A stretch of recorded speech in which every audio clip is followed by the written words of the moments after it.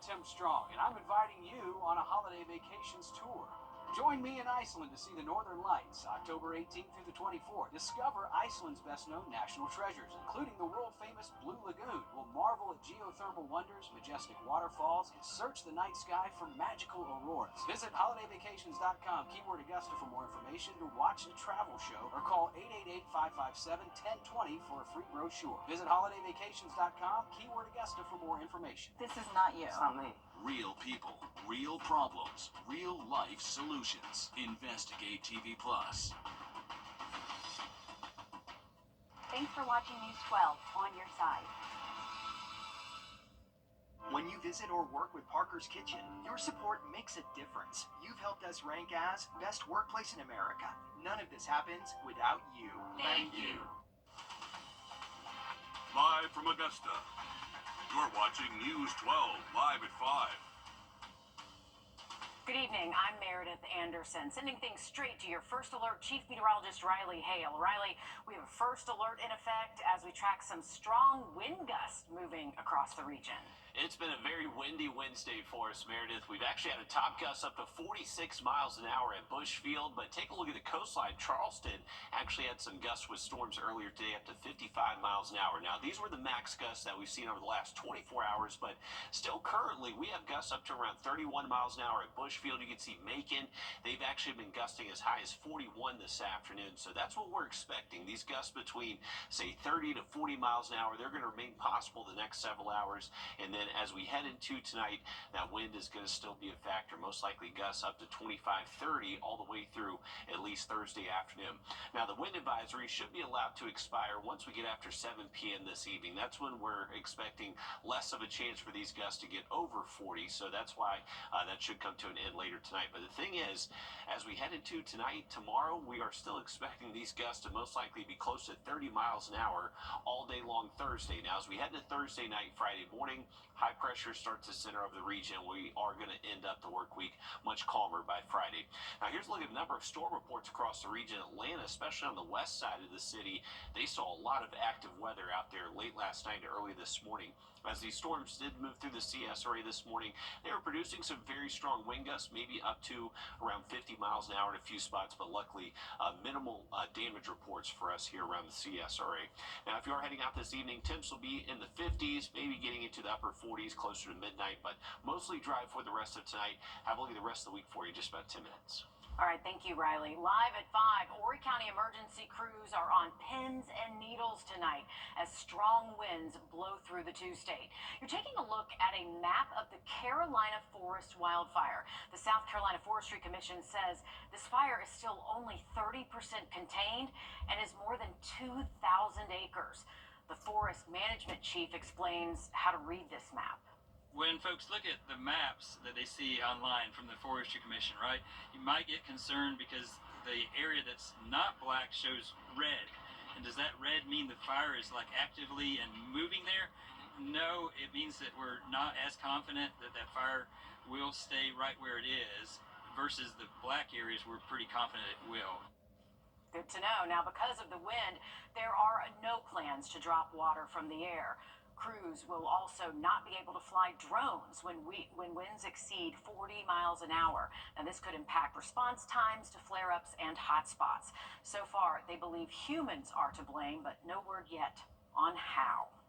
Live at 5, a New York woman in court today in Columbia County after attorneys say she killed her own mother. Now, I am standing right beside her right now, 42-year-old Rachel Waters. Her family says it was a mercy killing, but she is still charged with murder. Your I-Team senior investigative reporter Liz Owens was in court today. She joins us now to break down both sides of the argument. Liz? Hi, Mary. Just to clarify, the family, according to Natalie Payne, says if Waters killed her mother, it was out of mercy. It was not malice. But Natalie Payne did talk on behalf of the state.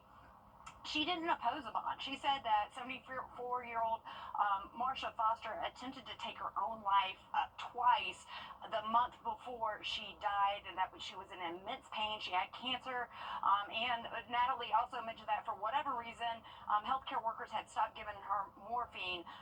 And Payne said, again, like you mentioned a minute ago, that the family said if Rachel Waters did kill her mother, it was out of mercy, not malice.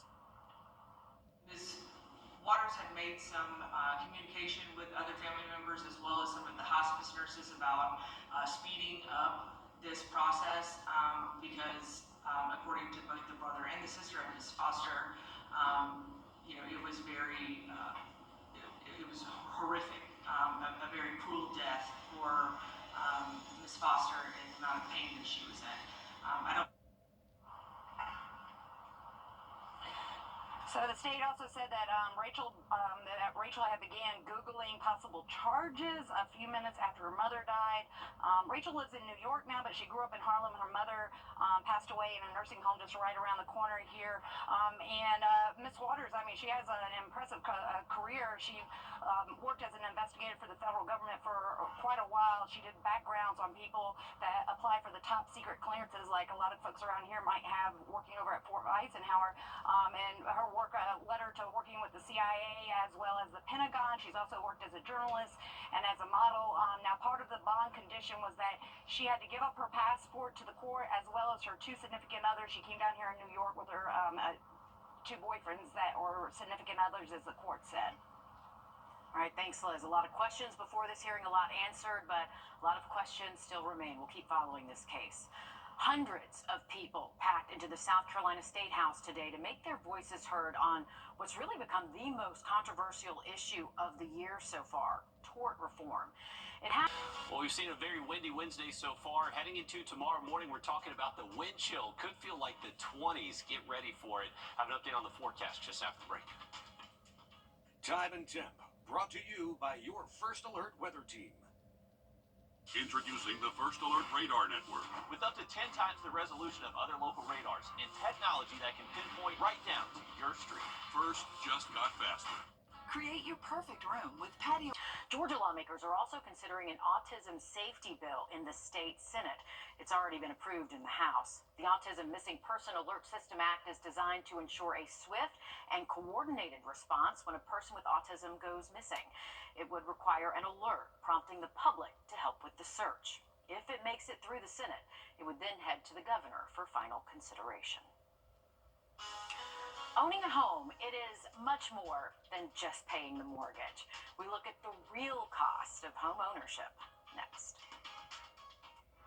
First Alert Radar, powered by Jim Hudson Automotive Group. The Wilson family has been you are. The CSRA.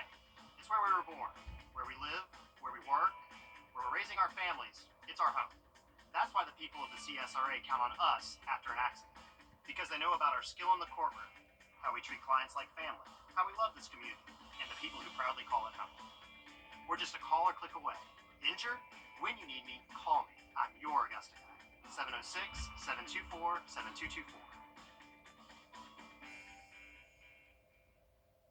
Join us right here on WRDW News 12 at 11 a.m. for Warren A Way of Life. Visit us anytime online at warren.church for more information.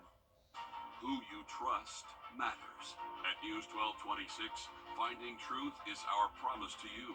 Checking the facts on all sides. And we'll continue to keep you to covered. serve you with accuracy. Now, we have issued a First Alert Weather Days. Impact. Our IT will continue following this story and transparency.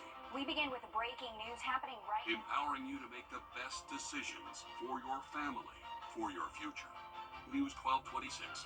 Who you trust matters. Life isn't a whisper. It's a roar. It's about getting your hands dirty, taking risks that thrill, and planning the adventure that awaits the next day. Life is a precious, playful thing, which means it's our job to explore it, to nurture it, and preserve it. But also to let loose and enjoy it. Riverbank Zoo and Garden. Live a wild life.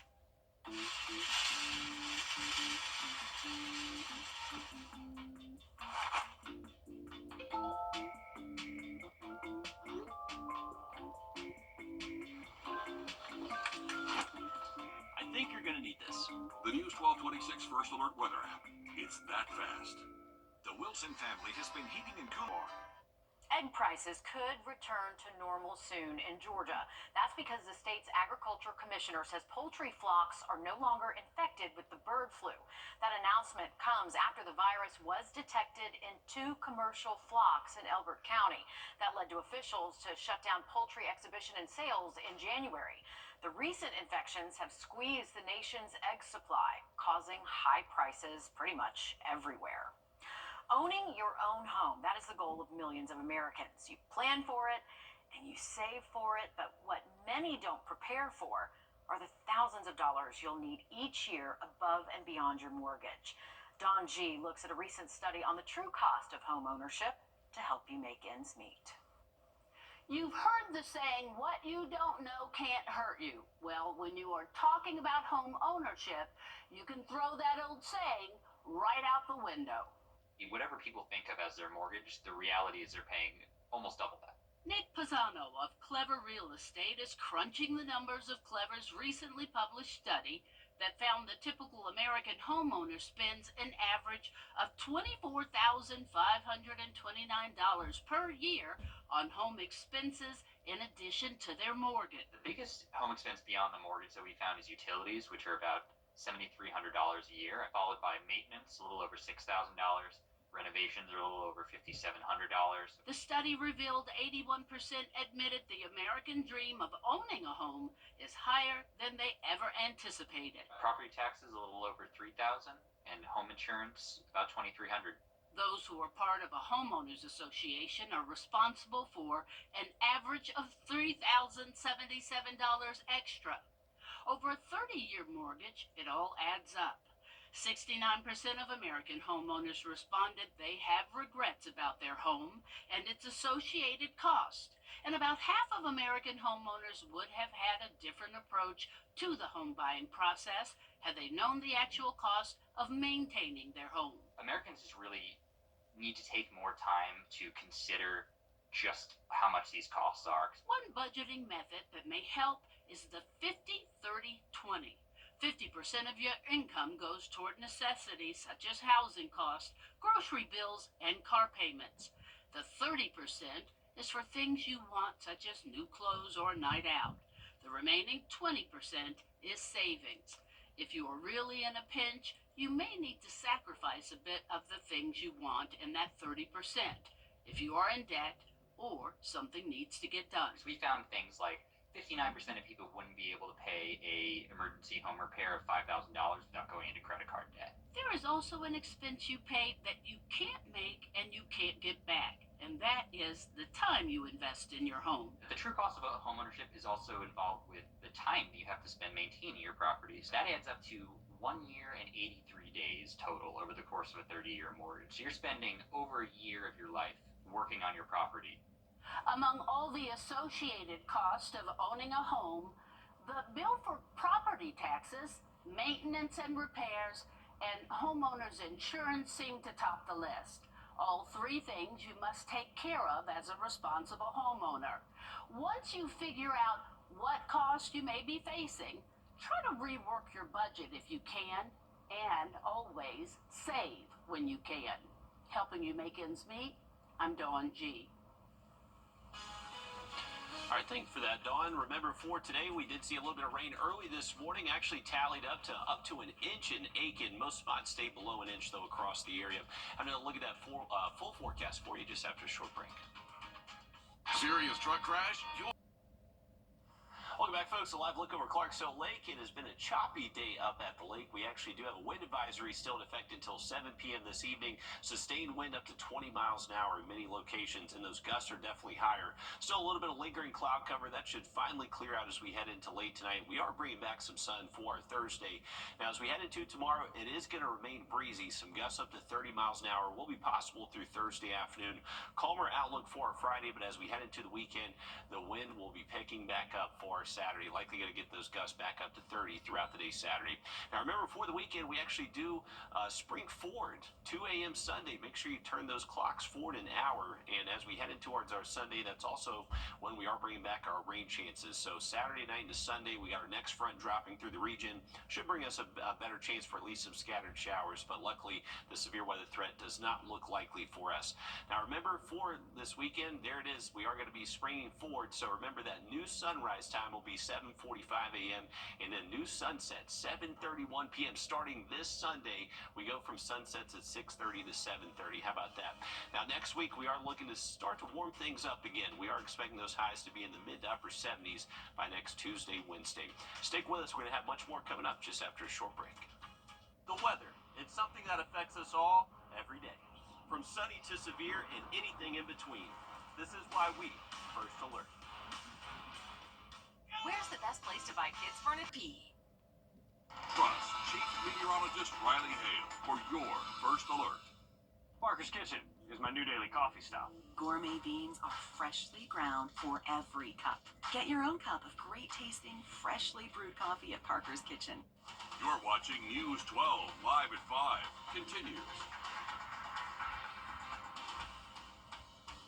Good evening, and thanks for joining us here live at 5. I'm Will Rio. And I'm Meredith Anderson. After some morning storms, the rain is gone, but that wind is here to stay. Oh yeah, your First Alert Chief Meteorologist Riley Hill joins us live at 5 in the Weather Center. Riley, you're saying this wind will stick around for a couple of days. Yeah, it's going to stay breezy out there through tonight and all day long on Thursday. It's not going to be until Friday we start to calm things down a little bit. But the wind advisory we currently have in effect will be allowed to expire after 7 p.m. So the wind advisory is in effect for those gusts over 35 up to 40 miles an hour. We're not expecting that once we get past that time frame of 7 p.m. But still some gusts up to... All right, thanks, Riley. This time next month, tourists will be coming to Augusta in droves. But that also means our local shelters are preparing for an influx of people without a place to go because the rates for hotel rooms will increase. Well, it's not a new problem, but it's one without a clear solution. For now, it's all some of our nonprofits can do to prepare. Your Hallie Turner joins us now live at 5 in the newsroom. And Hallie, you spoke to Master's Table Soup Kitchen, and they say they need help too. Yeah, that's right. While shelters like the Center for Hope provide a meal and a place to sleep, places like the Master's Table Soup Kitchen only provide food. And right now, the needs they're hearing go beyond that. Those who cannot afford increased in hotel prices during the busiest week in Augusta are looking for a new place to call home. The Center for Hope is expected to hit their capacity of 100 people by the end of the month. And while they plan to put out as many cots as they can, they don't have enough for everyone, and people are turning to the Master's Table Soup Kitchen for a solution. But it's a need they can't fill. A lot of the guests need like tents. They need blankets. They're asking for warmers or either cots. These are things that we don't provide because we only provide a meal. But these are the needs that those that are being misplaced during the Masters Week that they come down and ask us for. There is a long-term solution. Dolman is calling on you for help. And coming up all new tonight on News 12 at 6 o'clock, we'll tell you how you can help fill the need. All right, thanks, Hallie. It's something we see every year, and it just seems to be getting bigger and bigger, the problem is. Absolutely, Hallie. Thanks for reporting on this for us. Well, this week marks 6 months since the deadly school shooting at Appalachia High. 2 students and 2 teachers were killed. Half a year later, those who were inside the school say they're still recovering mentally. Last year, on the anniversary of the tragedy, Appalachia teachers spoke to the school board on the incredible trauma that they and their students are still battling. On September 4th, I put my entire class in a storage closet attached to my classroom, and we hid there for half an hour, listening to our coworkers and classmates being murdered. A group representing the teachers are asking for additional days off or to change the policy so teachers don't have to use sick days for mental health recovery. The Barrow County School District announced several clinician roles are being brought to Appalachia High School to support both students and staff. A mad dash in Atlanta as state lawmakers prepare for tomorrow's critical crossover day. That's the last day for several bills to be called to a vote. Your Georgia State House reporter Abby Kasoris explains what bills hang in the balance. Walking fast, moving briskly, and with a purpose. Today's working day allowing for bills to move quickly through the process. Lawmakers wasted no time presenting their bills to their respective rules committees. 5 seconds long explanations for bills pages and pages long. SB 109. Papers flying in the Senate Rules Committee as several school safety bills remain, including a bill requiring alert systems in schools. Senate Bill 17 is Ricky and Alyssa's law. This is the greatest school security bill in the building. The bill named after Appalachia High School teacher Ricky Aspinwall and Alyssa Al-Hadef, a high school student killed at Marjorie Stoneman Douglas High School. Hoping that this legislation will hopefully lift up these families and make sure that their legacy lives on forever. Senate Bill 61 would have juveniles tried as adults for school threats or shootings. Senate Bill 179 would require that schools transfer student records within 10 days. Priority bills for the lieutenant governor after the school shooting at Appalachia High School. That's the bill in a nutshell. The House Rules Committee with a line of state representatives practically out the door. Name is Chairman. Missing from the calendar, State Representative Marcus Wiedauer's bill in enabling legislation to allow voters to decide if the state should legalize sports betting. The revenue would go to pre-K programs, in another attempt to further streamline the licensing process for jobs. The state's licensing process under fire after delays reportedly keeping people from working. Off to a good start tomorrow. Thank you all for your patience. After a long night on Tuesday, the bills presented moved through, but are not promised to be called to the floor for a vote. 2 of the governor's priority bills have not been called for a vote. House Bill 111 would reduce the income tax, and House Bill 112 would provide Georgians with a tax credit if they filed in the last 2 years. In Atlanta, I'm Abby Kasouris. This week, we're hearing more. Time and Temp, brought to you by your First Alert weather team. This is not you. This is the one. Let me handle this. But I wonder if the other store has it cheaper. We'll beat any competitive price by 10%. Oh, wow, that's great. It sounds a little too good to be true. Can I speak to a manager? Can I talk to the owner? Also me. We're employee owned. We'll take it.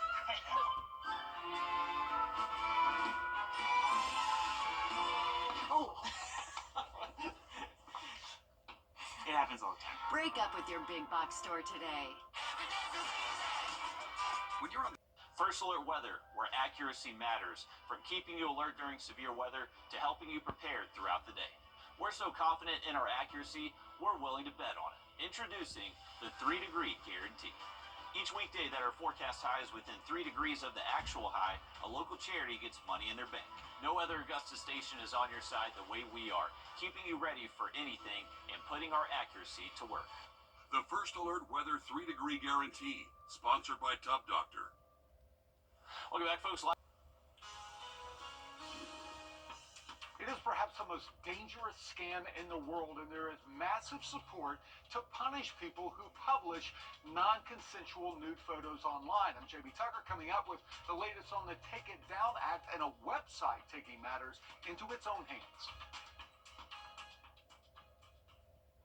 First Alert Radar, powered by Jim Hudson Automotive Group. Can you see the difference?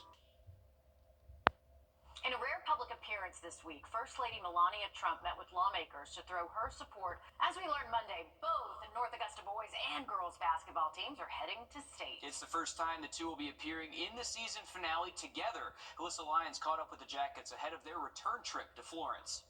Well, basketball coach Tony Harrell over at North Augusta got his team together today and said, "We're all we need." That's how they ended practice, and that's how they'll start Friday's game against Lancaster. After talking to a few of the Jackets players on both teams, they both had mutual respect for one another, and they both said the same thing. This year would be the year if they were going to do it. They knew it back in November when we first talked, and it's come to fruition this week. The girls team have been in this spot many times before. That's why when the boys asked what it takes, they had a ready answer.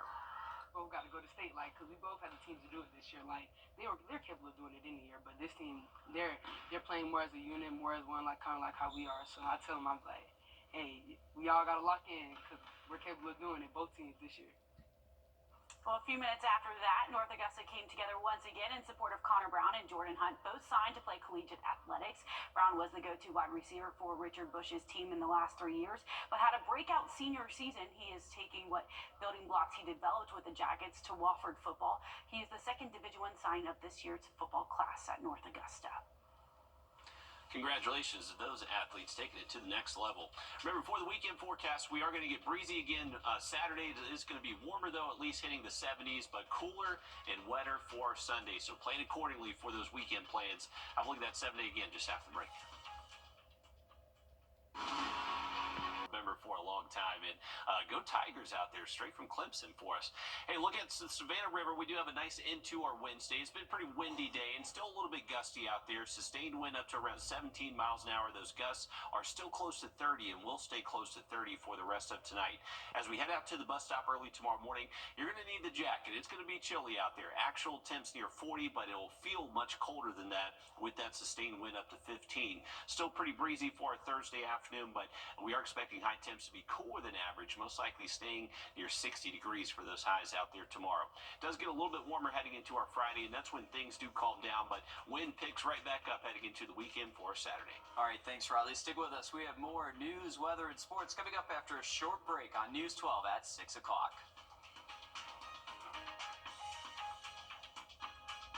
Introducing the First Alert Radar Network. With up to 10 times the resolution of other local radars and technology that can pinpoint right down to your street.